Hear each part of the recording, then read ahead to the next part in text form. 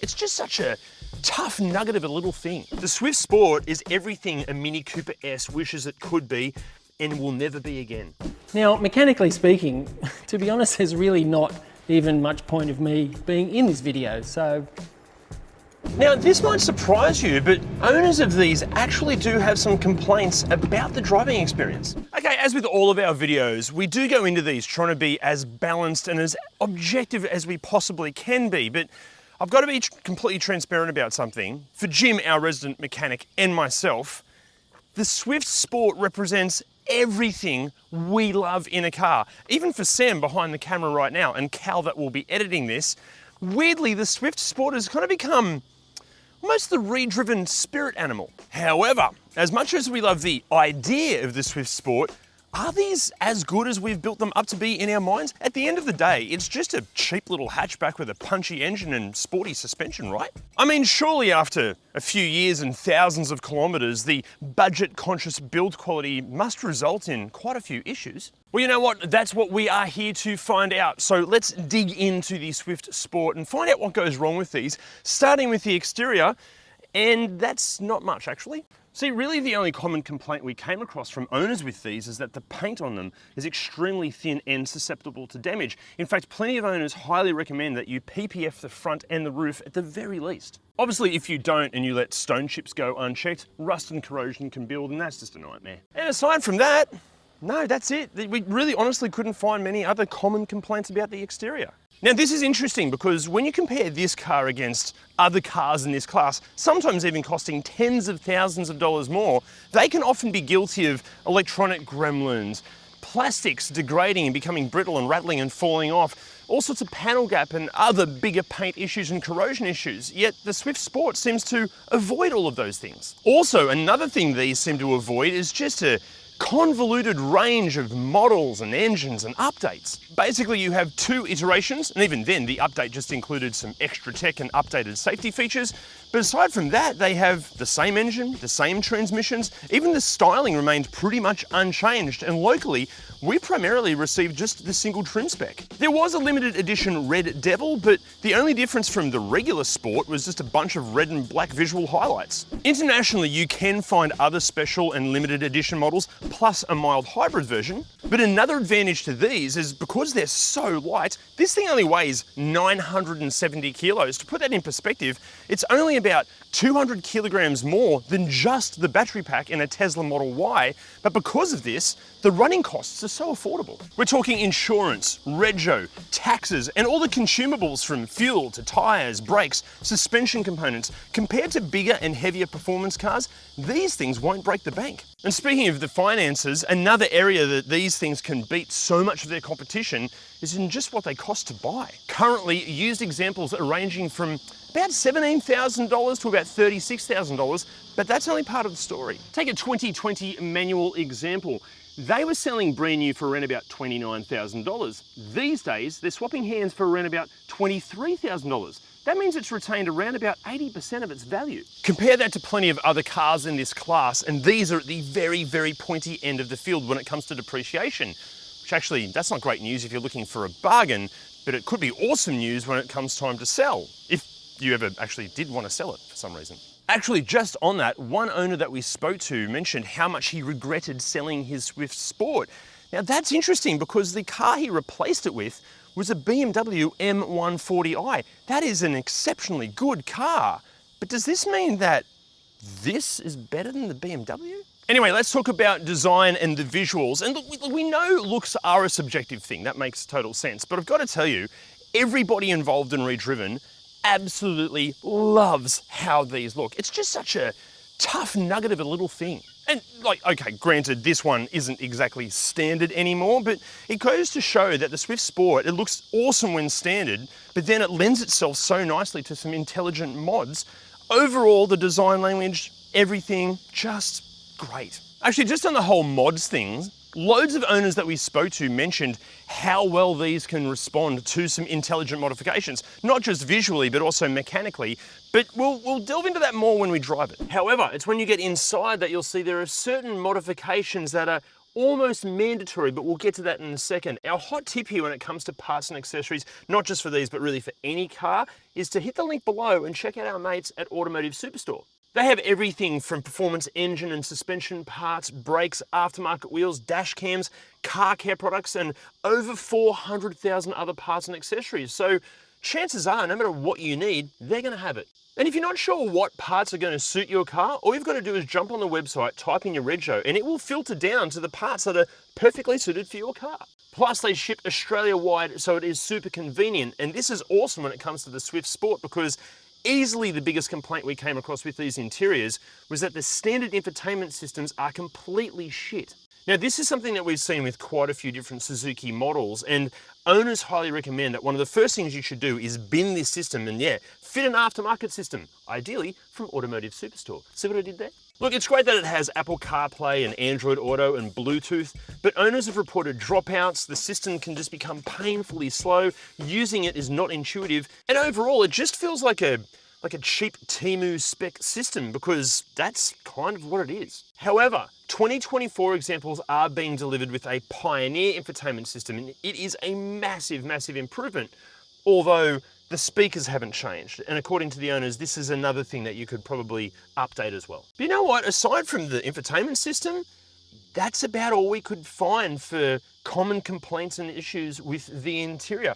Okay, some of the interior plastics do feel a bit on the cheap side, but of course they do. It's based on a really budget-conscious little hatchback. If you're expecting a luxurious interior in here, you're an idiot. But on the flip side of the hard plastics, one of the positives to this is that these interiors, according to the owners, are incredibly resilient. Quite a few owners we spoke to use this car as their track car. So there's different sets of wheels and tires being thrown in the back. They've got their helmet off, so it's banging against the door or up against the dashboard. And some people use it as a family car, and even with kids trying to abuse the interior, these things just hold together so well. Even with this car, David that owns this, he uses this on a daily basis. It's a 2018 model, it's got quite a few Ks on it, but interior-wise, it looks great. Like, honestly, it doesn't even need a detail. It just needs a wipe over and it will look as good as new. And look, okay, if the car has been treated really poorly and has spent most of its life living in the hot Aussie sun, some of the interior plastics can get a bit brittle and rattle. This is obviously massively disappointing if we're talking about an AMG, and some of those are guilty of that. But in a Swift, isn't that to be expected? For me, in a car of this budget, it just kind of adds to the character. Now, in terms of design in here, look, it's funky enough, I suppose. It's nowhere near as impressive as, say, a Mini Cooper S or an Abarth 595. But in terms of fit, finish, and build quality, it far exceeds both of those cars. This thing is superior in every way in terms of build quality compared to them. Even when it comes to the switchgear and the stuff you use, like, nothing feels cheap and nasty at all. Everything feels, wipers. Nothing, it all feels very, very good. These wipers aren't very good, and they're a little bit on the noisy side. You know what David should do? He should go and get some Wipertech wiper blades, which he could do if he hit the link below, because that way he could get some of the best wiper blades ever delivered to his door. They're a breeze to fit and they're going to wipe a damn sight better than these ones. And if he ordered a set via the link below, he's going to get 15% off and free express shipping. And you know what? You can do all of that stuff too. Actually, you know what? As a thank you present to David for lending us his car, and because his wipers suck, we're going to give him a set for free. And if you want a set for free, all you've got to do is lend us your car. If we feature it, you're going to get a set for free. Message us on the socials. And then as far as using this interior in terms of practicality, you've got a pretty little glove box there. You've got a spot for your phone just here, which is good because it's underneath the USBs and power outlet. 2 cup holders. Some people complain that these are too small for a large bottle, but I think they're good for a small pretentious coffee, like a double ristretto. Now, don't get excited. This is all aftermarket, this whole center console thing, because there's another cup holder back here. This also has USB ports on it, which is pretty cool. Door bins, quite small, and there's a spot to collect, I don't know, fingernail clippings and life's filth just there, and that's about it for practicality up front. Now, the only other small complaint we heard from owners was that the seating position was just a little bit too high, which kind of throws off the ergonomics just a little bit. And yeah, I do tend to agree. It would be so nice if it was just a little bit lower and if the steering wheel just came back just a tiny bit more. There are seat lowering kits out there, but just be careful because how legal they are will depend on where you're watching this from. But overall ergonomics, it's okay. It's so close to perfect. And then when it comes to what actual stuff you're going to get with the Swift, really great news here. It's loads, especially for what these things cost. In fact, there's far too many things to list. If you need them all, go to ReDriven.com, check out the free Swift Sport cheat sheet because we've listed out everything there, including the common issues, which obviously there are very, very few. Oh, also we've included everything that the updated models come with as well. However, when it comes to some of the safety systems, there have been some complaints about these, but we'll elaborate more on that when we drive it. Now, something that we weren't expecting to bring up in this video, but it's something we cop a lot in the comments section, is that we're accused quite often of always recommending Japanese cars over European cars, and that's complete bullshit. There's plenty of Euro cars that we also recommend. But the reason that we're drawn to this car, and Suzuki's in general actually, is that they're stripped out, they're functional, and they just give you exactly what you need, and they do all of that stuff so incredibly well. These Swift Sports fly in the face of this annoying obsession that manufacturers have with just giving cars more stuff, more performance, more features, more tech, more everything. More does not equal better. This is a great example of less being more. Because remember, more stuff is just more things to go wrong. And look, even though we honestly don't care where a car was made or who even made it, we're betting there is not a single European manufacturer that has the balls to make something as simple as this. The Swift Sport is everything a Mini Cooper S wishes it could be and will never be again. Also, something else I want to bring your attention to is just how supportive the community is around these cars. If you're looking at buying one of these or you own one, please join an owners group or a forum, because the advice and knowledge they can give you, they gave us when we were researching this, is honestly priceless. Now in the back seat, I'm exactly 8 centimeters shorter than Taylor Swift Sports obsessed partner Travis Kelce. This is in my driving position, and I'm blown away here. Like, I have knee room. I've got a decent amount of foot room. The seats are relatively comfortable. How do they do this? We found this in the Suzuki Alto Works and in a lot of really little Japanese cars. The use of space is so intelligent. Okay, the door's just here. There's not a lot of space this way, but I don't feel claustrophobic. This is a pretty nice place to be. But look, despite this technically being a space for 3 people, it really is a 2+2. 3 adults across here, that'd get pretty squeezy. And then as far as features and practicality in the back seat, under the aftermarket armrest, you've got cup holder there, as we mentioned before, Uno pocket here. You do have bottle or cup holders in the doors, but once you've got a leg there, you can't actually get to it, and more little spots for life's filth in either door there. And then in the boot, actually, also pretty good. Fun fact, this is only slightly smaller than the boot of a 5-door Mini Cooper S, although the aftermarket strut brace here does obstruct some of the actual loading capabilities. One annoying thing, the seats don't fold completely flat, and they also don't tumble forward, so you end up with this lip here, and that is a bit annoying. Loads of cars in this class are guilty of that. Now, this might surprise you, but owners of these actually do have some complaints about the driving experience. First of all, and as we alluded to before, some of the safety systems, their calibrations, aren't ideal. Owners of the post-update cars have complained that the autonomous emergency braking can be all Gen Z, and they're just far too sensitive and can be triggered too easily. Even the collision warning alert, it can apparently go off if the air in front of the car is too thick.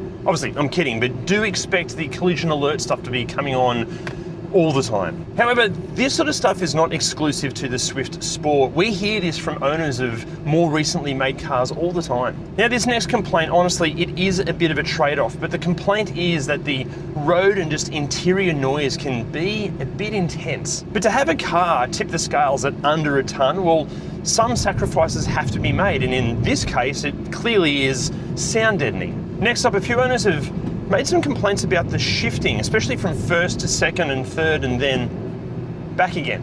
Now, the hot tip here is to do what David has done and fit a short shift kit, aftermarket bushes, maybe update the fluids as well. Actually, this shifter, it feels like David has stolen it out of a Lotus Exige. It's fantastic. But the other tip from those in the know when it comes to the whole gear change being a bit crunchy is just slow down your shifts a bit. Just be smooth and precise and shouldn't have a drama. Now, next up, and look, this might be due to the budget constraints so this car can sell at what it does, but the standard intake and exhaust, it's not the most, let's say, musical. Also, the standard suspension on the wrong road can be pretty bouncy. However, as David has proved with this car, those things are easily fixed with the right modifications. Also, owners highly recommend ditching the standard tyres, even in terms of the actual tyre size. Going up slightly in size with the tyre and switching out to something like a Michelin Pilot Sport 5 can make a hell of a difference to this car. And you know what? That is saying something, because these are just spectacular to drive, even in stock form. But you know what? This car with these mods, honestly, this is up there, even compared to some of the really expensive exotic stuff I've been honoured to play with. This thing is way up at the pointy end. I cannot get over how wonderful this is to drive. It's raw and so fun, yet it is refined enough to actually live with on a daily basis.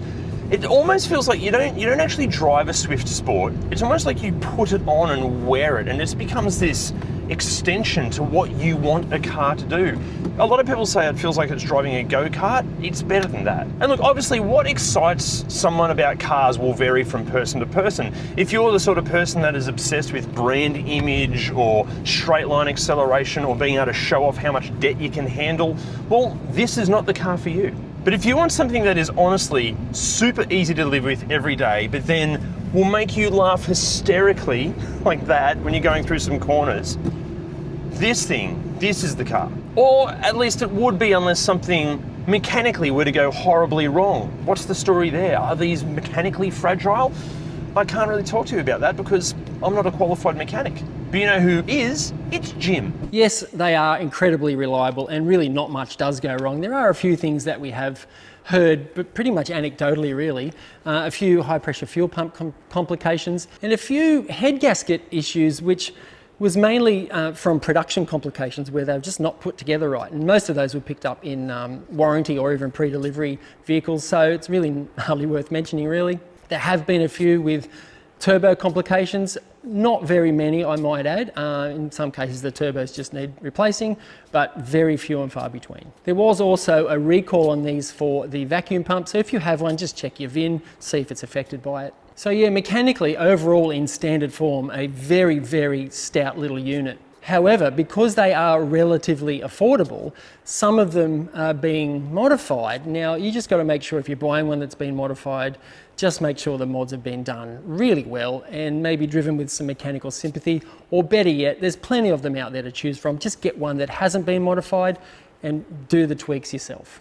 And if you are going to modify it, they do respond fairly well to that, and they're a really good little package for track days as well. You know what? Suzuki is usually considered to be this under-the-radar brand, but they've gone and made this little nugget, which is a pretty good little package, and it's up against cars like the Cooper S and the Abarth 595. Now, I actually highly recommend you go and watch the videos on both of those cars because it makes for a really interesting comparison. Spoiler alert, mechanically, this thing is far superior to those. So we pretty much think it goes without saying, yeah, we recommend that you buy a Swift Sport. In fact, we'll go as far as saying we think you should maybe sell whatever car you currently own and buy one of these instead. Obviously, like any used car, there are dodgy examples out there that need to be avoided. And even for the great Swift Sports that pass pre-purchase inspections with flying colours, it still might be too small for some or maybe not luxurious enough for others. But in those cases, we just recommend you change your lifestyle to accommodate owning a Swift Sport. I mean, if you need to carry more stuff,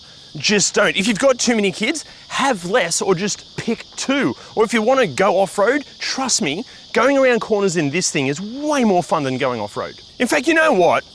If I hadn't managed to buy a mint condition Fiesta ST at a ridiculously low price, this would be the one and only car I would have in my garage. If I had a two-car garage, I'd have one of these and a Pajero Evo. Or maybe this and an MX-5. Or maybe this and a Suzuki Jimny. Or maybe this and one of these. But we've got a question for you.